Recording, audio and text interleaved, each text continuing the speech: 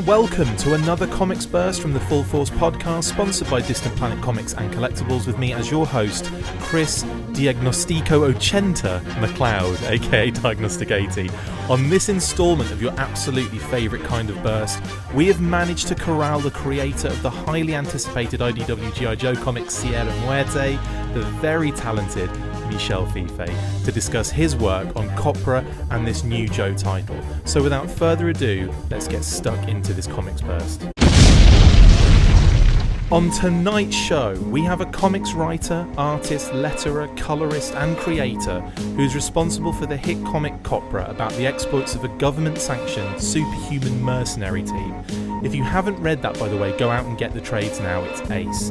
More recently, and directly related to our show, he has a brand new project for IDW and G.I. Joe called Sierra Muerte, and we have dragged him on to talk about it now. Everybody welcome, Michel Fiffe. Thank you so much for coming on. How are you doing? Hi Chris, how's it going? Thanks for having me on. Awesome. First off, could you give us a little background, please? How did you get into comics and when did it become your profession? Yeah, well, I've been doing comics pretty much all my life since I was a little kid, and I started trying to break into the industry as a teenager and in my college years, and then slowly working into the business, doing everything I could, whether it be doing zines or interviewing people or working in comic shops, just anything to be in the business. But I've been a freelancer for a while now, doing comics independently for smaller companies, for bigger companies, just a little bit of everything. Yeah. And so really the main thing that's been taking up my time for the past 5-6 years was the book Copra, which I started self-publishing, and that's been my main book. The thing like you mentioned, I write, draw, and do everything, and that's pretty much what takes up most of my time. That's my main project. That's my passion project, if you will. Yeah. And that's built my career that much further. So yeah, I'm happy to talk about that and the G.I. Joe project that came from that in a way. Awesome. Well, let's start with Copra for a second. Yeah. It's been a massive hit since its release in 2012. Were you surprised at all when it started to pick up steam? I was too mired in the work to notice. That was just the clip I was going at. We would go trying to pump out an issue every month, every 5 weeks at the most. So the fact that readers were jumping on board was great. I just noticed a little bit after the fact, and by issue 6 or 7 or so, when I started getting a higher print run and spreading out to other stores, that's when it kind of clicked that people were reading this stuff, like not just my circle of friends, but like other people. It was reaching other audiences, and that was great. And really, it was just the situation I had set up for myself to sort of just produce this thing on a regular basis and hope effect would come in and would take care of itself. And that's what happened, essentially. And it kind of has a very Suicide Squad feel to the book. Was that an inspiration for you when you started writing it at all? Yeah, that was a big inspiration. Suicide Squad, old Daredevil comics, old Batman comics. Pretty much everything I grew up reading. I just I took all that stuff and worked. The thing is, when I worked on independent comics before, I never really tapped into my original superhero pulp love. Yeah. Not as much as I would have liked. And so Copra was a perfect opportunity to do that, to work on an action comic. Yeah. But do it in my style, not really the company styles that were prevalent at the time, 5 years ago, pretty much. But company styles shift once in a while. But the way I would want to do an action comic was very specific. Yeah. And this was the perfect avenue to do that. And so I just took influences from everywhere. Not just old comics, but, old movies that I like, old artists that I'm really into with different styles that just have influenced my work in general. Not even just in comics, but in the way I draw and illustrate. So I kind of incorporated all these weird elements. They're not weird to me. That's a funny thing. That's just the natural way of things around here. But looking back at it, I guess I'm just incorporating all this stuff that I love without any limits. Yeah. Or any editorial direction to guide me or stop or prevent anything from happening.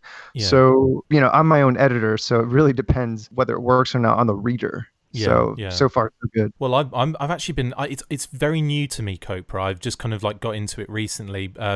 One of the reasons was because your name popped up with the Sierra Muerte kind of news that Nerdist posted not too long ago, and well, obviously we'll get to that in a second. But I remember your name popping up, and like all of a sudden it was like creator of Copra, and I was like, okay, I'll check that out. And I got really into it, and I'm probably about 7 or 8 in now. But yeah, no, really, really enjoying it. So for any of our listeners out there, if you haven't picked it up yet, go pick it up. It's great. You can get it in trades, and also it's actually like it's still coming out, isn't it? Yeah, well, I mean, I took a small break to work on several projects, GI Joe being one of them, but I'm still in the middle of a huge storyline, and I plan on picking it up. Awesome. I mean, maybe this week, as soon as this week. So I'm super excited to get back to it for sure. Wow. But yeah, I mean, the distribution on Copra has been weird because it started off really just me self-publishing 400 copies. Wow. Again, to a very limited audience and through local stores and stuff. But then Bergen Street Comics, one of my local stores, decided to start publishing, and they started publishing the collections, which further cast a wider net in distribution, getting it in people's hands all over the world. And in stores, and getting into Diamond, the main distributor for comic books, right? So I still get people discovering the book, which is great. I mean, this is awesome. So now they have like 31 issues to look forward to. Yeah. But it's weird. I've been at this, and to me, it's just like I have to just keep going. I can't even go back and look at the old issues or consider them in any way. That's just old material to me. Yeah. But people are discovering it, and that's great. That's really flattering and heartening to hear. I think that's always the case as well when you kind of delve into a different brand or a different kind of tap into a different fan base. You're always going to get those guys that are like, well, I'm going to check what this guy's done in the past, and I'm going to go back and have a look. So that's kind of what I did. Something you mentioned earlier on, you're talking about the art and everything. I'm going to skip a question. I'll come back to it again in a sec. But the art is really captivating. There's a splash page in issue 8 that is one of my favorite splash pages in any comic for a long time. In actual fact, I ended up kind of on that so long that kind of like staring at it and studying it, that I ended up like running out of time to read any more comics before I actually got into the interview with you. But I just love it. I think it's fantastic. I mean, when did you really start to develop this very unic style of yours? I don't know. I can't really pinpoint the moment. I think it was just a natural progression. I need a date and a time, I'm afraid. Get back to you on that. I'm sure I could figure it out, actually. You know what? I used to work on like exclusively just pen and ink, meaning black and white art, and then I slowly developed a color palette that I was comfortable with, and it just all sort of built. And inking your own work, you sort of develop your own styles and how you look at things. Yeah. And for example, for say the superhero set, which I'm really influenced by just superhero artists. Yeah. I would say I was influenced by guys like Klaus Janson. Okay. Who's a very scratchy, rough inker, and the cartooniness and the energy of a Walt Simonson, for example, or the rubbery cartoonishness of Todd McFarlane, or the panel layouts of a Trevor Von Eden or Frank Miller. It's just all these different values put together, sort of, I guess, form what you see. To me, it's funny because I can't really see it. Yeah. So it's when people tell me like, "Oh, what's your style like?" or what or where it came from. It takes me back. I then have to look at my work in a different way. But I would say that it's a mix of just weird. But again, to me, it's not so weird. I mean, I've been recently looking at guys like Sam Keith, just revisiting guys like Sam Keith and thinking, man, that's a really odd style, and it was in the mainstream, like it was right in the center of the mainstream in the 90s, and yet it was still sort of accepted. That's one of the icons of the 90s, right? Oh, absolutely. Yeah. You can definitely see inspirations in there. Like I certainly see 90s when I see the styling. Like I see kind of certain kind of TMNT comics, and in the kind of like maybe Tales of the Turtles, Teenage Mutant Ninja Turtles kind of style. So, and I'm not saying that's your style at all. I'm just saying like I see some of the kind of the way that the inking and the arts and the layouts are done, and the poses of the characters and the way the action kind of takes place. So it's very similar to me for that kind of 90s style. Right. Yeah, I could see that, especially in the later stuff. I start kind of like pouring some of that stuff in. Now, I gotta say, I do make those decisions based on what the story demands. Sure. So if something requires a fine line or something that's really detail heavy, sense, that's how I draw it. Yeah. But if it requires speed or energy, then it's just going to get a little looser, a little rougher. And same thing goes with the color. Sometimes I could color something really precisely, really neatly. But if there's something jarring, I might color outside the line. And the reader might be, because most comics, especially these days, really color the palette that's being used, but it's the way color is used. And I try to use color as a sort of storytelling tool. Same with lettering, same with, everything. I try to use everything at my disposal to tell the story as effectively as possible. So I guess that's what my style is. Yeah, and that's awesome. Like, it's so unique to the point where it's hard to compare it to anything really. But and something I want to kind of come back to is the kind of characters in Copra. Sorry, I've mispronounced it a little bit there. But one of my favorite characters is Whir. I've always ended up kind of liking the big robot muscle members of the team. Where did the inspiration for all the characters come from? Do you base any of them on people like a lot of kind of comic writers that that I've been close to have kind of told me that that's what they do? Well, sure, that's helpful. Superficially, Whir and some of the characters in Copra are inspired by pre-existing old properties. For example, Whir is based on this old comic called Haywire. Yeah. A big robot dude with a kid inside, or a young adult sort of. Yeah. And so I took that concept and I played with it. And when I tried to give him a personality, you just take from your own experiences, right? Yeah. Like you said, like writers, that's a technique that they use. And that's what I did. I know for him specifically, I know people in North Carolina, I know people in that lifestyle. Yeah. I know those voices. I know their rituals. I know what they do, what they would do. And that helped me write that story. And same thing with the other stories. Like the follow-up to that was Gracie in Miami. One of my characters, Gracie in Miami. So that was a portion of the comics where I dedicated one issue per character. And so, for example, I would use all my friends, all the settings I've been to, every single experience I've had, just draw from those to try to give every single issue a distinctive voice and look. But for Whir, yeah, that was very specifically North Carolina based. Awesome, and he's just brilliant. I love him. Okay, so let's get into the G.I. Joe Sierra Muerte book now. That's what we're here for. Let's cut the crap. I'm kidding. How did that job come about? And how have you have you wanted to write a Joe book for a long time? Is this something that's been on, kind of boiling within you? Sure. Well, I wanted to work on Joe for a long time, like maybe even a decade ago. I was submitting G.I. Joe's art samples, just art samples, IDW. And that's back when I was like trying to break into that aspect. As a freelancer, you're always throwing stuff against the wall. You're always trying to send out as much stuff as possible. And G.I. Joe was the one property I liked from IDW, the one that I saw myself drawing easily.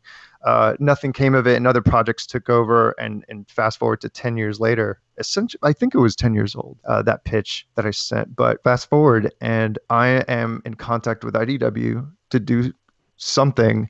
And I thought IDW was the best thing. Sorry, that G.I. Joe was the best thing to do at IDW still. Even though they have way more properties than they did before, and awesome properties I'd love to tackle.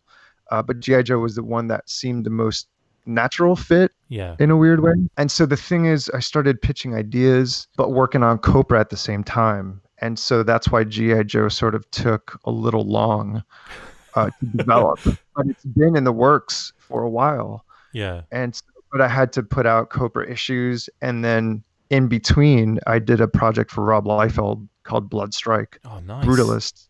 And that was a 3-issue thing too. And that happened like lightning quick. It just happened, which is great. It was another dream gig. I've always loved Rob Liefeld's comics. It was a great opportunity to work on those characters.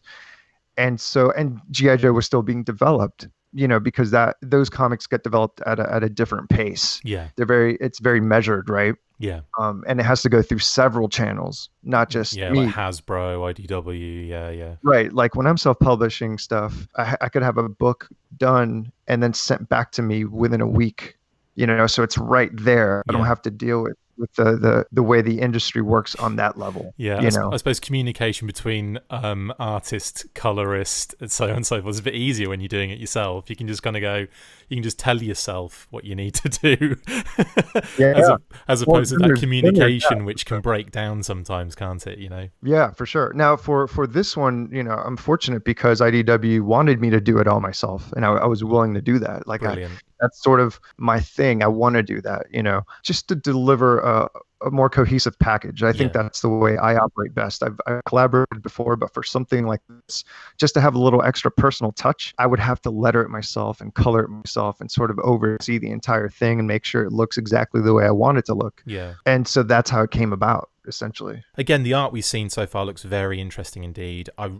Like I said before, it has that kind of 90s vibe for me. We've talked about kind of your inspirations for Copra. Did those inspirations come into the G.I. Joe Sierra Muerte series as well, or were there different inspirations? Were you looking at kind of old Joe stuff again? How did that work for you? Well, I mean, in general, the parallels are pretty easy because I deal with team books and pretty much like mercenary team books. Yeah. Where they go on missions and they do cool stuff. That's the foundation for this stuff, right? Yeah. But I wanted to make it different from Cobra in that, well, they're just different characters and different personalities and different objectives as characters. Yeah. But also, I mean, G.I. Joe has like an awesome, huge legacy, man. I mean, it's great. I mean, why mess with that? I just want to kind of come into this world and play with it. Not mess it up. Not tweak it, not read it. I don't want to redefine anything. I just want to play with these toys. Yeah. That's how I saw it. For as far as inspiration goes and how to define these characters in this world, visually, I sort of took a cue from the cartoon, the old cartoon. Yeah. Because that's sort of my entry point into the G.I. Joe franchise. That's what I saw as a kid. I didn't really have the toys. I didn't really have too many of the comics. I read the comics later as a young adult, as a collector, but it was really the cartoon that had this like clear, like clean, fresh look. Yeah. And I found that super appealing, especially in the face of most of the comics I see. I just thought it would stand out, and I would try my hand at it, Yeah. And the characters really like call for that, actually. But as for the stories themselves, that's visually. For the stories themselves, I channeled Larry Hama. I tried my best. Brilliant. Which, you're talking about writers who use their friends as sort of springboards or as avatars for these characters, or inspiration. That's what Larry Hama did. He did, right? Yeah, like that's how he just injected his friends' personalities into all these properties, all these toys that were given to him. And Hasbro was like, well, do something with it. And that's what he did. He made gold out of it. He made a great epic out of it, right? Yeah. And so I kind of took that as an inspiration myself. That's awesome. I mean, what can you tell us about the story? Will there be any surprises for fans? Well, I don't want to ruin anything No, for you've the got to fans, tell us the entire story. We need to know everything. For the special edition of the podcast, I get it. No, I have about a dozen, not a dozen, a little less than a dozen. I wanted to keep it tight, right? I wanted to keep the crew manageable. Otherwise I would just get lost. There's so many great characters. 300 plus, it's crazy. I have to really focus on I could easily tell a story about one of the characters. I could have just done a Snake Eyes issue and been happy, because these characters are so well defined, and I would love to try my hand at them at that level. But, I wanted a group book. I wanted to use the classic ones for me in my eye. And so I have them running around in the jungle and the beaches. They're in Sierra Muerte, pretty much against Cobra. It's just kind of like your classic bad guy versus good guy, right? But it's using as many different platforms as possible. Yeah. I wanted to have them in some weird, Steranko level type of base, for Cobra. I tried throwing everything, you know what I mean? I wanted everything in there because I thought, this is my shot. I have 3 issues. I got to give it all. I got to do it all, no matter what. So I made a story based around those limitations. Yeah. And that's what came out of it. So it's basically a mission. It's a rescue mission gone wrong. And it's Cobra being Cobra. I mean, they're they were so much fun to write. I could have just written Cobra, actually. You could have just changed one letter. Just the worst. Change one letter and you've got two books that are really, really similar then, haven't you? Copra and Cobra. Like, you know, it's that'd have saved you so much time. Just change the letter on all the comics and people would never have known, right? I know. I can seamlessly slip it in. I mean, talking about characters, who are your favorite characters to write for? And if different, were there any favorites to draw? You know, I got to say, Cobra Commander was the most fun I had writing. Yeah. And that was a surprise. I kind of wasn't expecting that because I was really looking forward to writing Rock and Roll. Yeah. I really love Rock and Roll. And that was a hoot, you know, writing him in Roadblock and them being buddies. That's one of my favorite parts of this whole thing. But really, Cobra Commander, what like kind of surprised me in that way. I really like sort of fell in love with him. Yeah. You know, by the end of it, he's just kind of, you know, I mean, the character that Larry Hama created is so multifaceted. He's so great. It's so, you know, easy to hate him, but man, you just got to love him. And what about drawing? Drawing, I got to say Roadblock. Roadblock was fun. And Storm Shadow. Nice. Storm Shadow was awesome. Yeah, he looks great in that one page you've got where they're kind of falling or jumping through the air, like on the split kind of splash page where it's got Sierra Muerte written underneath it. I really like how you've done Storm Shadow in that. I played it pretty fast and loose with the costumes, you know, because I used his villain costume because I just that's the one I wanted to draw, even though he's not really a villain in the story.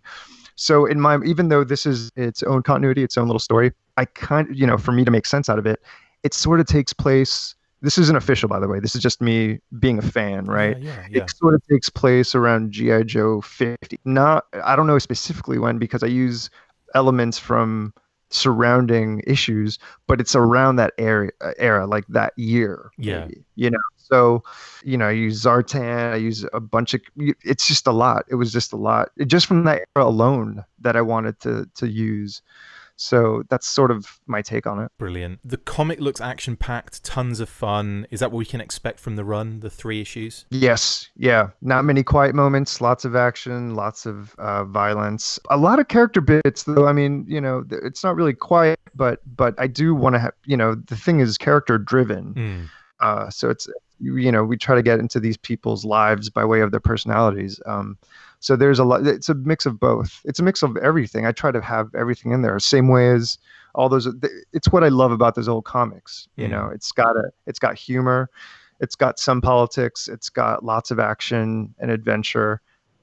So I tried being faithful to that. I tried doing right by that. Yeah, and I suppose when you've got 3 issues to do this in, like, you're not going to have like 6 pages of just them talking about, you know, like character development necessarily, but you want it to kind of keep that pace up, don't you? Yeah. There's no time for that, right? However, if I could, I would have done a silent issue in a heartbeat. Nice. Just no words, just no talking.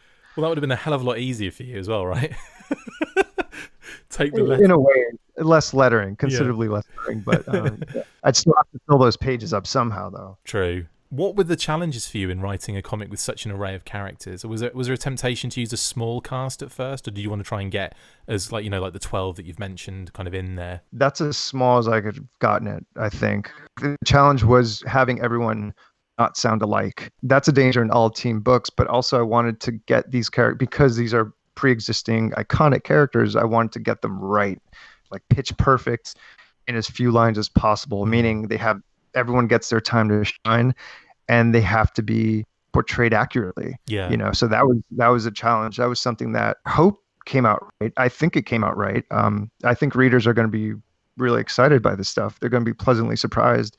You know, I've incorporated a few Easter eggs, you know, for hardcore readers. But one of the challenges was trying to make this as reader friendly as possible. So I tried having it both ways. I tried having stuff for like the diehards, but I also wanted it to make it accessible for someone who has never read a G.I. Joe comic in their life, right? Yeah. And so that was also challenging, making an action-based book with tons and tons of characters accessible to a new reader. So that's always a challenge, I think. Yeah. I mean, getting the balance is one of the biggest issues I think that anybody has. I mean, when you've got, like you say, like you've got Larry kind of laying the foundation in the kind of comic world, and the kind of the way he structured his comics, the way he had loads of characters kind of coming in. But it was easier, I think, for Larry because they were coming in because that year they needed those toys out or something. So like he would then like they would just be implemented, and then other characters wouldn't get as much highlight and so on and so forth.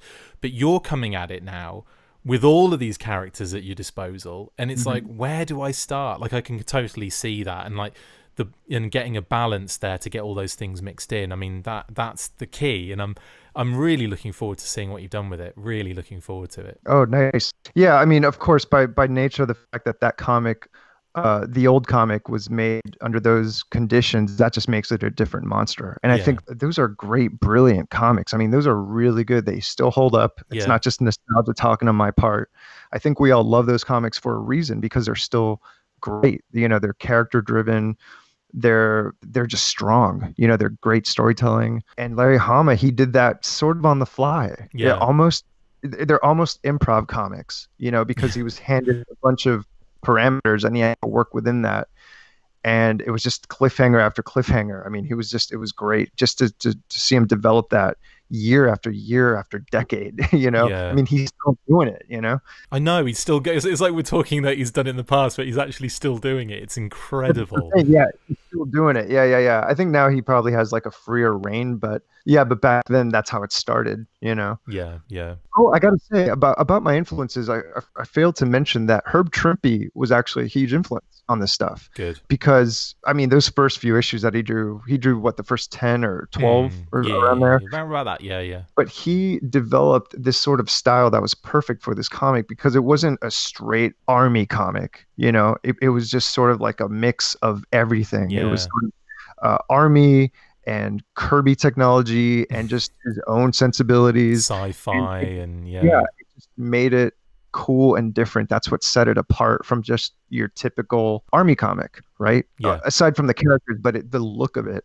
And I really took a cue from that. You know, I wasn't too concerned with, you know, like gun porn in a way. There's still going to be lots of guns, and it's an army comic. I get it, you know. But I tried thinking about like Herb Trimpe or the toy line or just something exciting that wouldn't exist in this world, because if it already exists here, why would I want to see it again in a weird way? That's just my internal logic sometimes drawing this stuff, because I'm not making specifically a time period piece. If I was doing something of that nature, of course I would reference something meticulously, but I'm making this stuff up, you know, and because I'm honoring the spirit of the original comic. And so that's that. I had to give props to Herb Trimpe. Yeah, totally. And absolute legend. Actually, talking about the characters again, or coming back to that quickly, we've seen a lot of kind of like, you know, the kind of promotional art for the upcoming comic. Nerdist posted that whole piece that had like all, you know, loads and loads of stuff. I was really surprised that it had so many, like, you know, covers and interiors and all sorts of stuff. Is everything that we've seen, is that all the characters that we're going to see? Is that all 12? Because I can't count off the top of my head. But is that everyone we've seen that's going to be in the book? Are you going to are there a couple of other characters that are going to be kind of like appearing? You don't have to tell us who they are, obviously, but are we getting more? Oh yeah, no, I got some good ones. I could tell you, I have. I don't know. Maybe I shouldn't tell you. Yeah. I'll tell you this. Mindbender, Dr. Mindbender comes out. Nice. And he's on the cover of the second issue. So on my variant, I'm doing a variant for it. Awesome. And he comes out on the cover. So that's no big surprise. And he plays actually a big role in the overall story. And he was fun to write too, man. Actually getting him in the same room as Cobra Commander was tops. That was the best part. That's cool. I mean, you don't have to tell us like those. I just wondered if were there going to be a few more pop-ups, but that's great to know that there will be.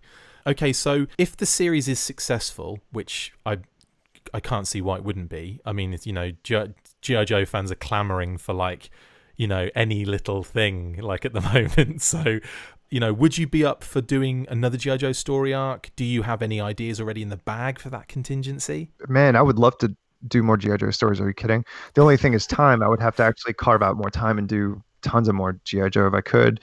As far as what stories I have in mind, I actually, not to spoil anything, but within the story, I do seed some things that if I do have an option, I revisit those things. Brilliant. And develop them a little further. So, and again, you don't need to read anything else.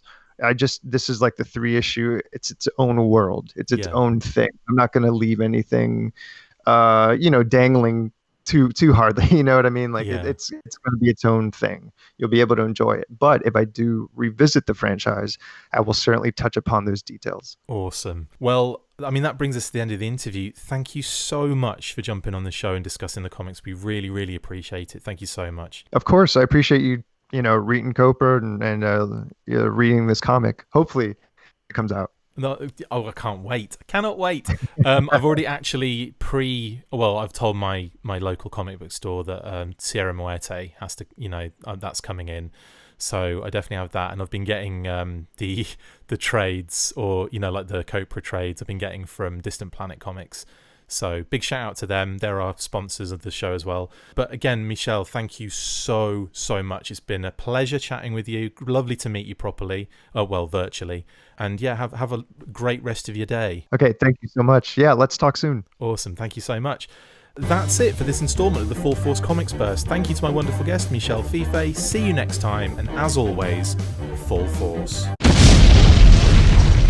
Make sure you get involved with the discussion by liking, sharing and commenting on these videos, and as always, you can keep up with the show after listening by following on Twitter at The Full Force, liking the Facebook page, facebook.com/TheFullForce, and if you would like to contact the show, you can message us on either of those platforms with feedback, questions, or just a troll. Look out for more of these comic bursts on Podbean, iTunes, Stitcher, our Facebook page, Twitter feed, and YouTube channel from now on.